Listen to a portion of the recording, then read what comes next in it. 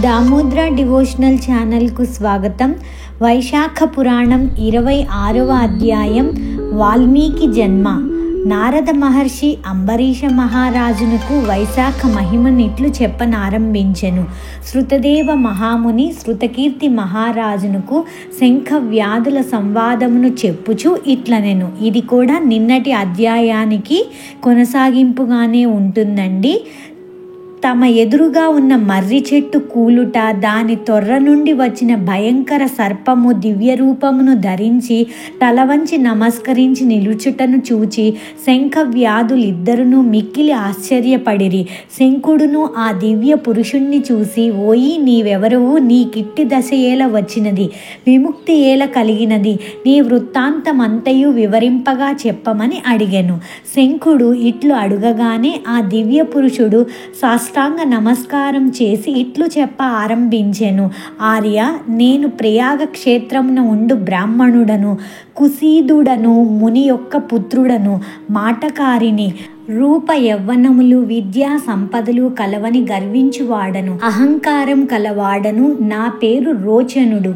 ఇట్టి నాకు ఆసనము కూర్చునుట, శాసనము పడుకొనుట, స్త్రీ సుఖము, నిద్ర, జూదము, పనికి మాలిన ప్రసంగములను చేయుట, వడ్డీ వ్యాపారం చేయుట నిత్య కృత్యములు. జనులాక్షేపించుతురని సంధ్యావందనాదికములను చేసినట్లు నటించేడి వాడను. మోసము, ఆడంబరము తప్ప నాకు పూజాదుల యందు శ్రద్ధ లేదు. ఇట్లు కొంతకాలం గడిచెను.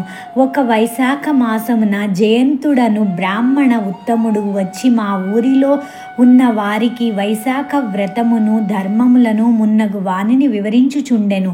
స్త్రీలు, పురుషులు, బ్రాహ్మణ్యాజి చతుర్వర్ణముల వారు అందరును కొన్ని వేల మంది వైశాఖ వ్రతమును ఆచరించుచు ప్రాతకాల స్నానము, శ్రీహరి పూజ, కథాశ్రవణము మున్నగు పనులను చేయుచుండిరి.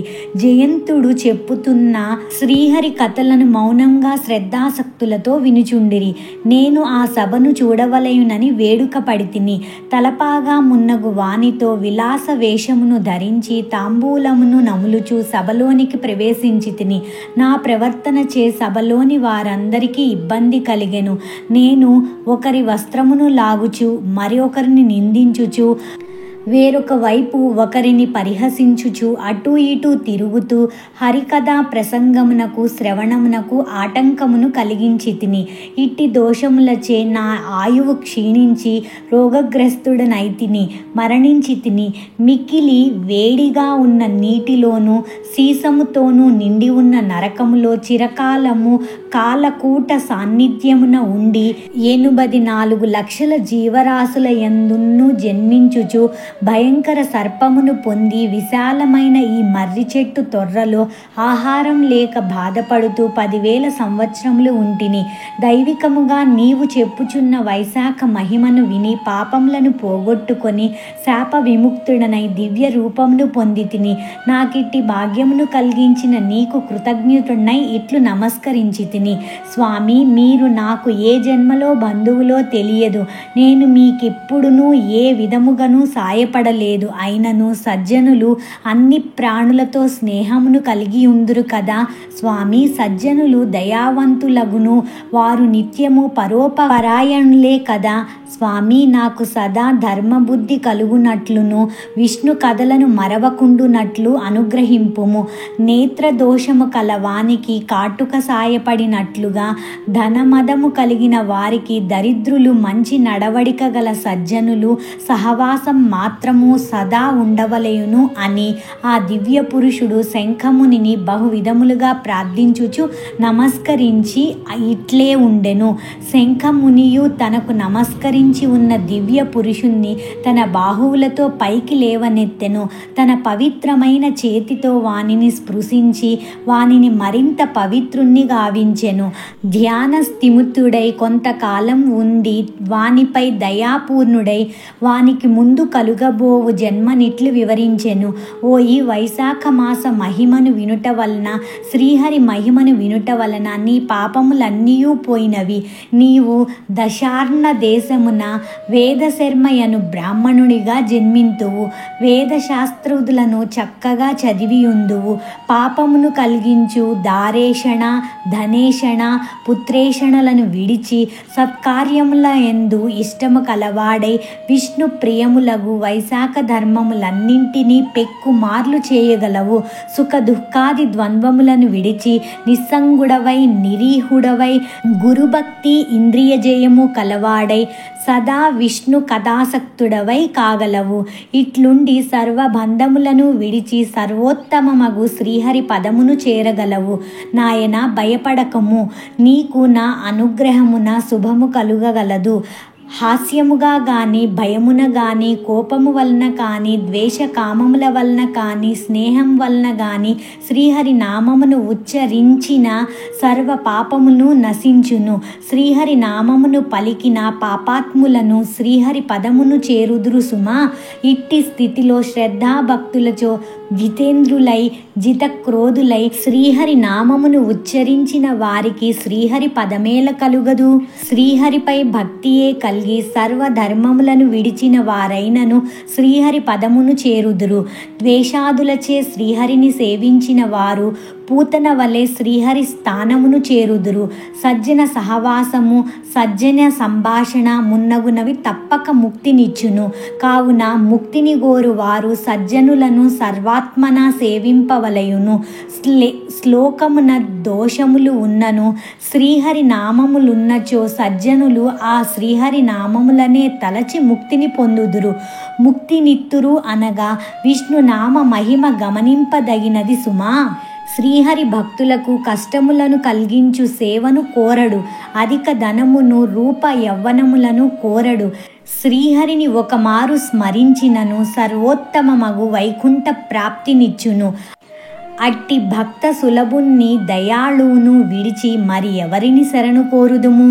కావున దయానిధి, జ్ఞానగమ్యుడు, భక్తవత్సలుడు, మనఃపూర్వకమగు భక్తికే సులభుడు, అవ్యయుడు అగు శ్రీమన్నారాయణుని శరణు పొందుము. నాయన వైశాఖ మాసమునకు చెందిన ధర్మములన్నింటినీ యథాశక్తిగా ఆచరింపుము. జగన్నాథుడగు శ్రీహరి సంతసించి నీకు శుభముని ఇచ్చును అని శంఖుడు దివ్య రూపధారినుద్దేశించి పలికెను. ఆ దివ్య పురుషుడు కిరాతుణ్ణి చూసి ఆశ్చర్యపడి మరలా శంఖునితో ఇట్లనెను. శంఖ మహాముని, దయాస్వభావం గల నీచే అనుగ్రహింపబడి ధన్యుడనైతిని.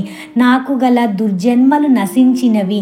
నీ అనుగ్రహమున ఉత్తమ గతిని పొందగలను అని పలికి శంఖుని అనుజ్ఞను పొంది స్వర్గమునకు పోయెను.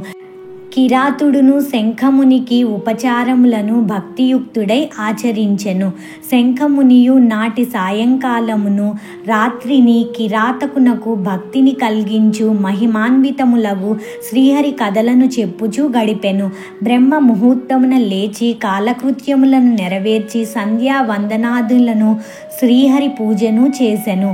పరిశుద్ధుడు అగు కిరాతునకు తారకమగు రామ అను 2 అక్షరముల మంత్రమును ఉపదేశించెను. నాయన, శ్రీహరి యొక్క ఒక్కొక్క పేరును అన్ని వేదముల కంటే ఉత్తమము. అట్టి భగవన్ నామములన్నింటికంటే సహస్రనామములు ఉత్తమములు. అట్టి సహస్రనామములకును రామనామమొక్కటియే సమానము. కావున రామనామముచే నిత్యము జపింపుము. వైశాఖ ధర్మములను బ్రతికి ఉన్నంత వరకు ఆచరింపుము. దీని వలన వాల్మీకుడను మునికి పుత్రుడువుగా జన్మించి వాల్మీకి అని భూలోకమున ప్రసిద్ధి పొందగలవు అని శంఖుడు వ్యాధునికి ఉపదేశించి దక్షిణ దిక్కుగా ప్రయాణమయ్యెను. కిరాతుడును శంఖునకు ప్రదక్షిణ నమస్కారములను ఆచరించి కొంత దూరం అనుసరించి వెళ్ళెను.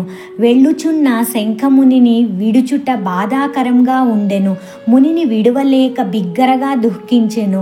అతనిచే చూచుచు వానినే తలుచుచు దుఃఖాతురుడై ఉండెను. అతడు ఆ అడవిలో మనోహరమైన తోటను నాటి నీడను ఇచ్చు మండపములను చలివేంద్రములను నిర్మించెను. మహిమాన్వితములగు వైశాఖ ధర్మములను ఆచరించుచుండెను. అడవిలో దొరకు వెలగ, మామిడి, పనస మున్నగు పండ్లతో బాటసారులకు సేవ చేయుచుండెను. పాదుకలు, చందనము, గొడుగులు, విసనకర్రలు మున్నగు వాని ఇచ్చుట బాటసారులను అనేక విధములుగా సేవించుచుండెను. ఇట్లు బాటసారులకు సేవ చేయుచు శంఖముని చెప్పిన రామనామమును రాత్రింబగళ్ళు జపించుచు కాలాంతమున మరణించి వాల్మీక మహాముని పుత్రుడై జన్మించెను. కృష్ణుడను ఒక ముని జితేంద్రియుడై సరస్తీరమున చిరకాలము తపమాచరించెను. బాహ్య స్మృతిని విడిచి మిక్కిలి తీవ్రమగు తపము ఆచరించెను. కొంతకాలమునకు వానిపై మట్టిపడి ఒక పుట్టగా అయ్యెను. పుట్టలు కట్టినను బాహ్య స్మృతిని విడిచి తపమును ఆచరించుచుండుట వలన వానికి వాల్మీక ముని అని పిలువసాగిరి. కొంతకాలమునకు అతడు తపమును మానెను. వానిని చూచి నాట్యకత్తె ఒకటి మోహించి వానిని వివాహమాడెను. వారిద్దరికీ పుట్టిన పుత్రుడు వాల్మీకి అయ్యెను. అతడే దివమైన రామకథ గంగా ప్రవాహమును భూమిపై ప్రవహింపజేసెను. అతడు రచించిన రామాయణ మహాకావ్యము మానవుల సర్వ కర్మ బంధములను పోగొట్టునదే, ప్రశాంతులను ముక్తులను చేసినది. శృతికీర్తి మహారాజు వైశాఖ మహిమను వింటిరా? దుష్టుడగు కిరాతుడు శంకుని పాదుకలను మున్నగు వానిని దుర్బుద్ధితో అపహరించియు వైశాఖ మహిమ వలన శంకునికి శిష్యుడై పెక్కు ధర్మములను విని ఆచరించి వాల్మీకి అయి జన్మించి పవిత్రమగు రామకథను లోకమునకు తెలిపి చిరస్మరణీయుడయ్యెను. మహర్షి అయ్యెను. పాపములను పోగొట్టి పరమానందమును కలిగించు ఈ కథలను విన్నవారు చెప్పినవారు పునర్జన్మ ఉండదు, ముక్తిని పొందుదురు అని శృతదేవుడు శృతకీర్తి మహారాజునకు శంఖవ్యాధ సంవాదమును వివరించెను అని నారదుడు అంబరీషునకు వివరించెను. వైశాఖ పురాణం 26వ అధ్యాయం సంపూర్ణం. విన్నారు కదండి శ్రీహరి మహిమల గురించి. అన్ని భగవన్నామాలలో కంటే విష్ణు సహస్రనామాలు ఉత్తమము. విష్ణు సహస్రనామాలన్నింటికంటే రామనామం ఉత్తమం అని చెప్పారు కదండి. కుదిరినంతలో మనం భగవన్నామ స్మరణ చేస్తూ ఆ శ్రీహరి పాద పద్మాలను చేరుకుందాం. ఎవరైనా మన ఛానల్ని ఫస్ట్ టైం చూస్తున్నట్లయితే ప్లీజ్ సబ్స్క్రైబ్ చేసుకోండి, లైక్ చేయండి, అలాగే కామెంట్ కూడా చేయండి. సర్వం శ్రీకృష్ణార్పణమస్తు.